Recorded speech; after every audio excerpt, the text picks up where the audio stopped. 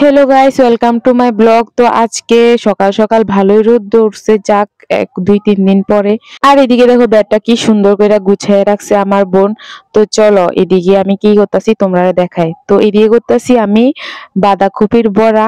কার কার খাইতে ভালো লাগে অনেক কমেন্ট করে জানায়। তো এদিকে আমি কইতাছি যে আজকে একটা স্পেশাল দিন। তো ভিডিওটা তোমরা কন্টিনিউ করলে বুঝতে পারবা কি স্পেশাল দিন। তো চলো ভিডিওটা তোমরা কিন্তু লাস্ট পর্যন্ত দেখবা।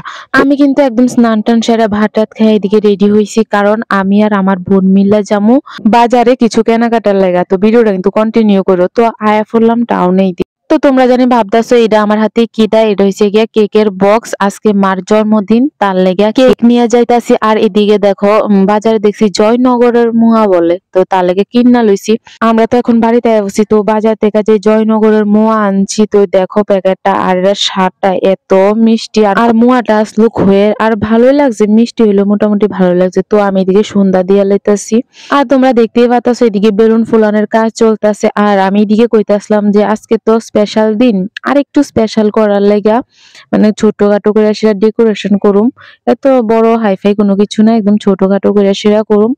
তো এদিকে দেখো কমপ্লিট হয়ে গেছে সাজানি সবকিছু। তো মা বাবা তো আমরা লাগে অনেক কিছু, আমরা কিছুই করতে পারি না, তারার থেকেই টাকা লুয়ে সেটা কি ছোটখাটো করে সেটা সারপ্রাইজ দিছি। তো দেখো তো এদিকে কি কইতাছে। Happy birthday, dear Amma. Happy birthday to you.